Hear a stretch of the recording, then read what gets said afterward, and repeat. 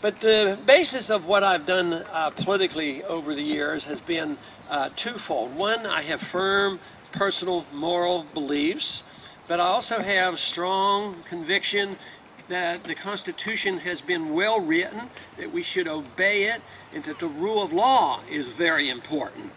And the Constitution, the way it's written, allows us to change it, but we are not permitted to ignore it. And it's when we ignore it that we get into so much trouble. Yesterday we had a nice rally at Dartmouth. More students showed up than we had expected. It was a Republican club, and it turned out that they were strongly supportive, but there was one young man that showed up there was an Obama supporter. And but he was very polite, he was very intellectual, and he wanted to talk about education. And he led into the question. He says, but isn't it a necessity to have equal education for every single person in this country, and isn't it the responsibility of the government to have perfect equality in education? And I told him, no, it isn't. I said equality, whether it's a service or an economic good, cannot be our goal. Because if you do, you have to become a socialist to do that. What we want to have is equal justice under the law. And but he went further and he says, well, there's too many injustices and we want the federal government to do this. I said, well, look, this is the way it is. If your generation, if the young generation decides that you want the federal government to run your educational system, the only way you can do it is to change the Constitution.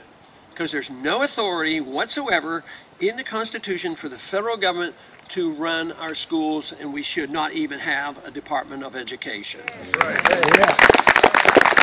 Now, he didn't quite, I'm not sure he bought into it, but he listened carefully.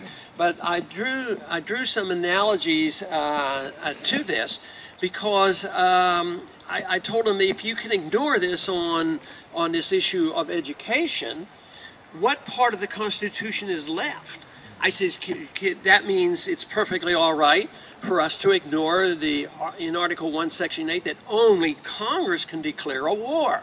And if we renege on that, then presidents can start war. He was sympathetic to that, so he started listening. And then I said, yes, and what part of the Fourth Amendment can we protect if we don't protect the whole Constitution?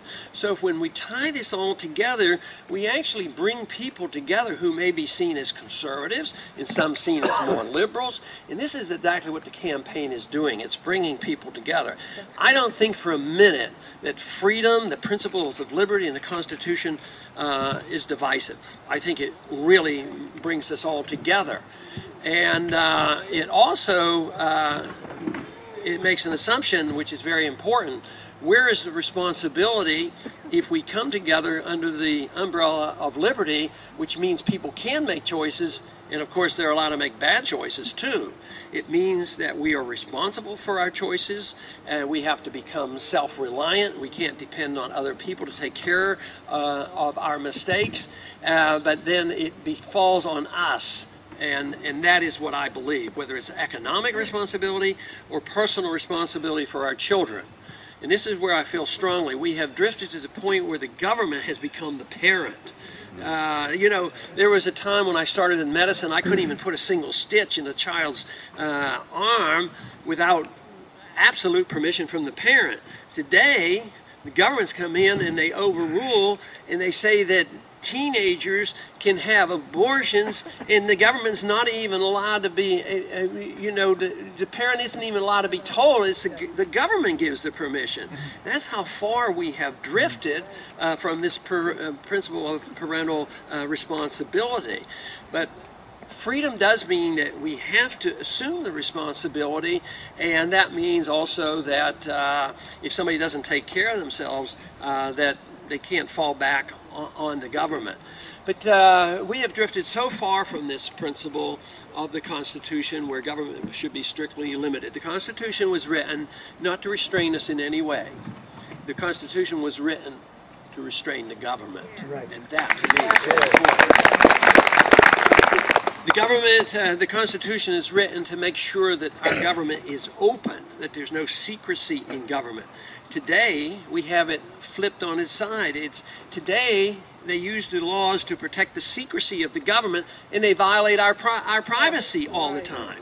We have a serious movement today toward something called the National ID card, which I find abhorrent. We should never permit our government to impose that on us.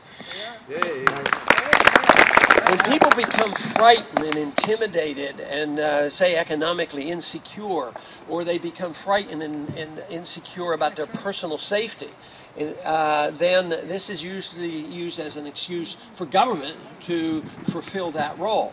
So economically, ever since the Depression, they have been frightening people to say, well, if you don't have a safety net and you don't have the government to take care of us, everybody's going to be out in the street, and there's going to be poverty, there's going to be no medical care, there'll be no education, and they make all these arguments to build up this fear so that you resort to going to the government. But since 9/11, we have drifted so far from the admonition of Patrick Henry when he said, be careful.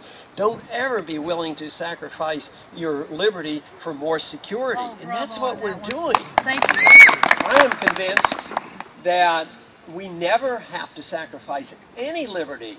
And if we don't, we are more secure. We need to talk about liberty and responsibility and property rights, and probably a little more emphasis on the Second Amendment if we want a little bit more personal security. I think that's what we need. But you know, in my district, over the years, taking this position has been challenging. I have challenged the president because he ran on a program which I don't think he followed through. I think the foreign policy is not a humble foreign policy. I don't think it's a conservative policy or a traditional Republican position to add new entitlements. And being from Texas, and the president is quite popular, he's a very decent individual to talk to, and I can understand why people would like him. But in the district, in order to, present the case for the Constitution and limit of the government, it has been challenging. And one of the key group of people that have worked for me for so long over these many years have been the homeschoolers. They seem to understand the Constitution. I wonder why that is.